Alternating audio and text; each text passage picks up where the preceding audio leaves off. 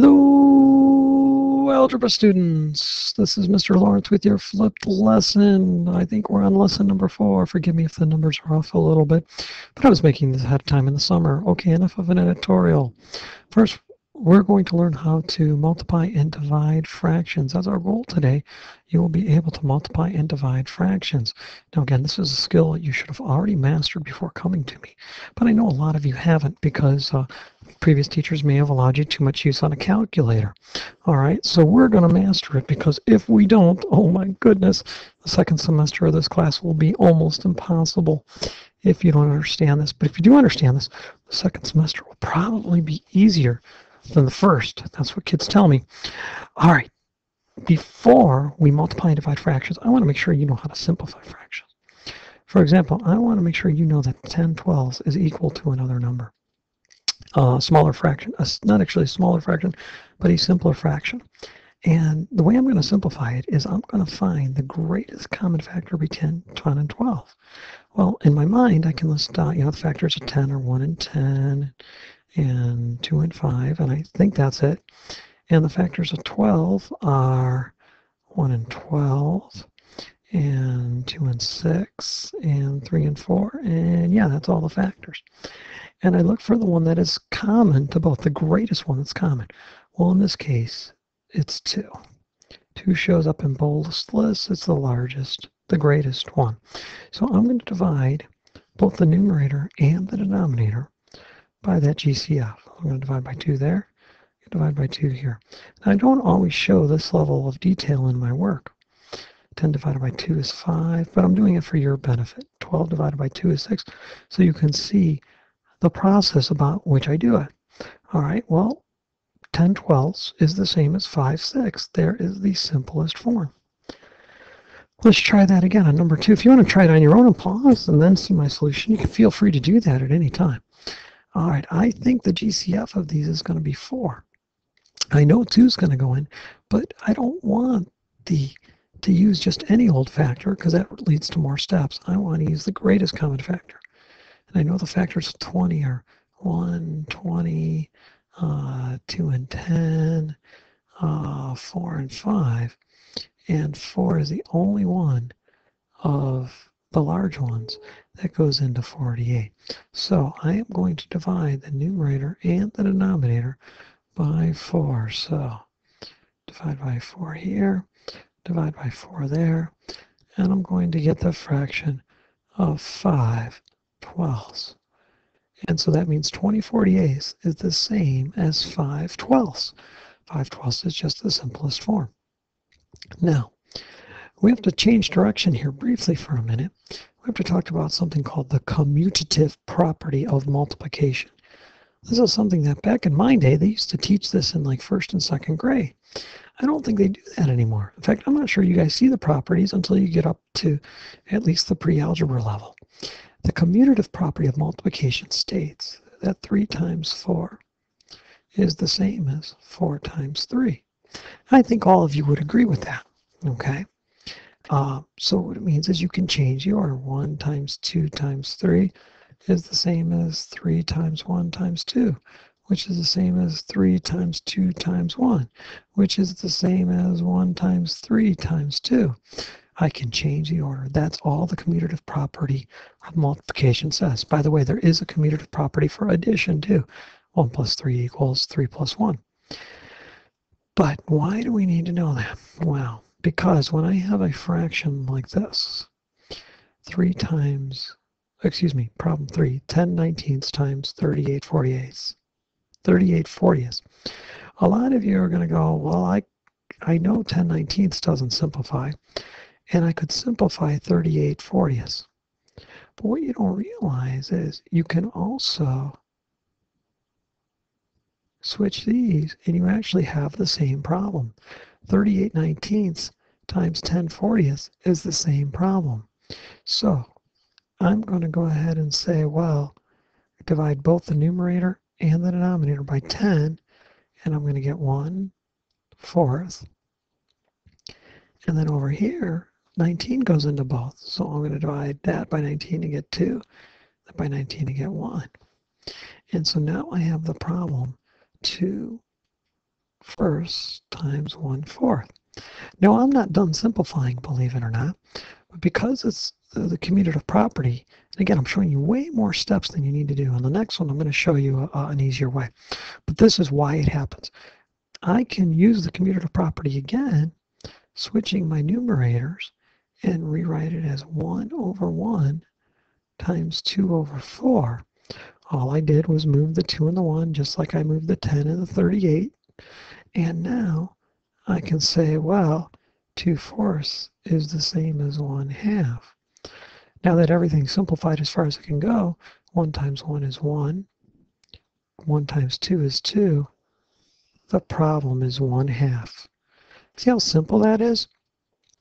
Okay, now, the way I like to do it, I don't like to do all the moving. I like to do the moving in my head. But I know that before I multiply, I want to simplify, try to simplify 4 times. I'm going to try vertically on the left fraction. I'm going to try vertically on the right fraction. And then, using the idea of the commutative property, I'm going to try diagonally down to the right and diagonally up to the right. Now, it doesn't matter which one I do first. In fact, on some problems, I'll do this one first. On other problems, I'll do that one first. Maybe I'll do this one first or this one. It depends on what I see first. And you know what's jumping out at me first on this one? That the 9 and the 12 have a common factor of 3. So I'm going to divide 9 by 3 and turn it into a 3, and then divide 12 by 3 and turn it into a 4.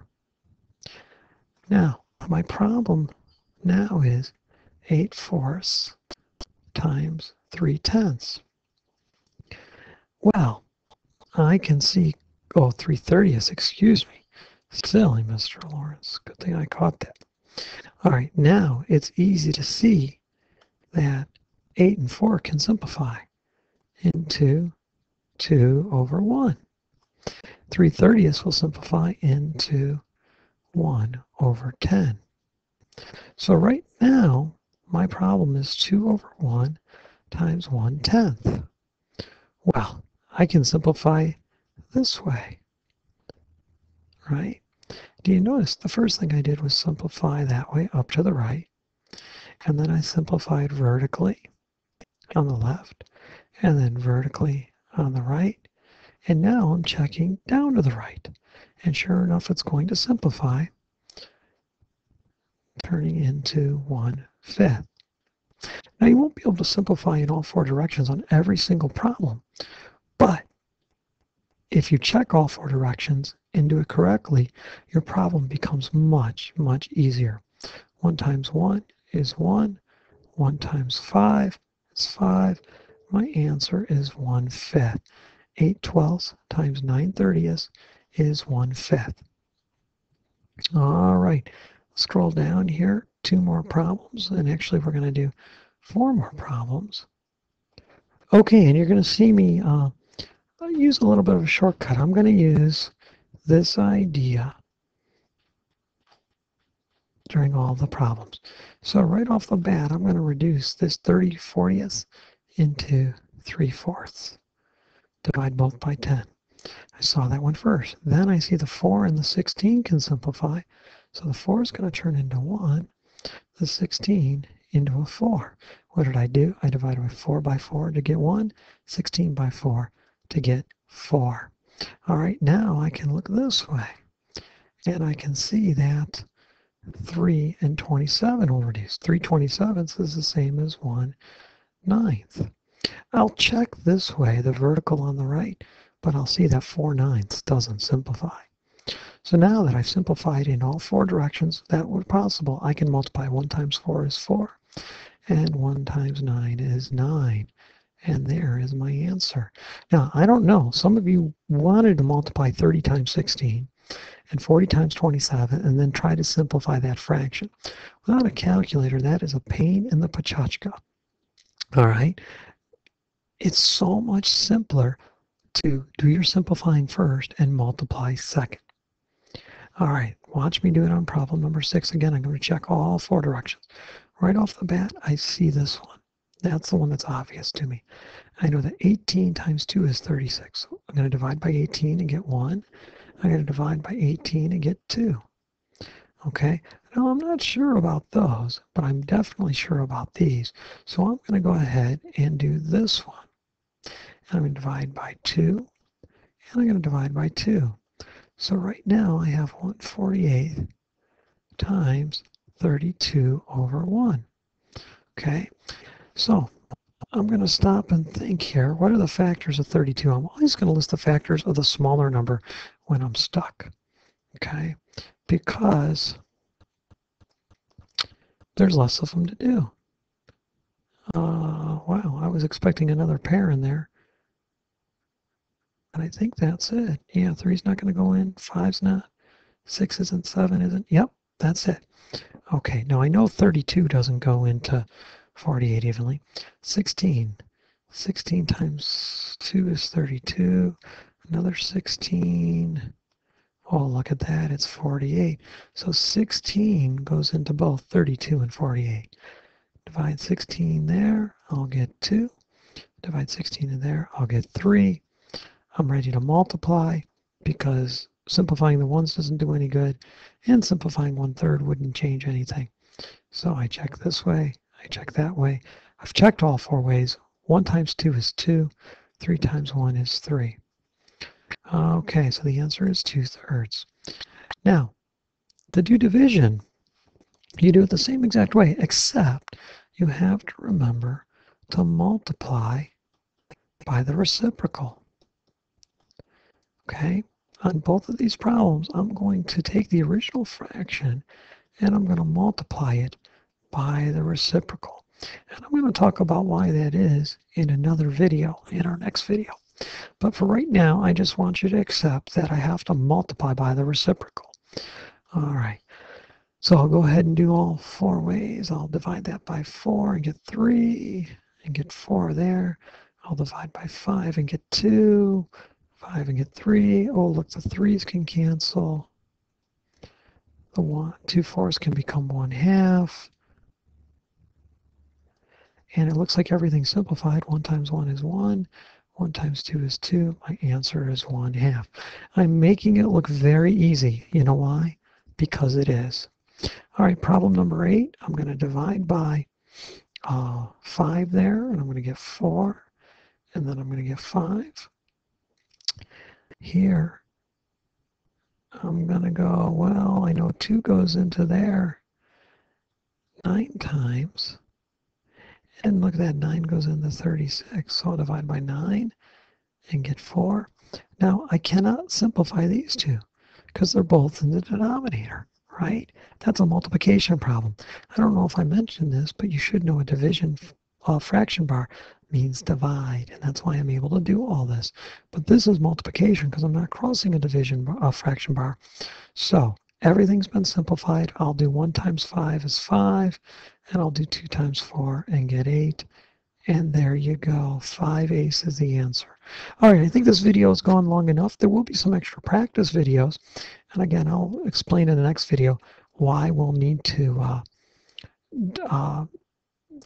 use the reciprocal when we do the division. And I'll explain that in the next video. All right, Mr. Lawrence signing off. Good night, everybody.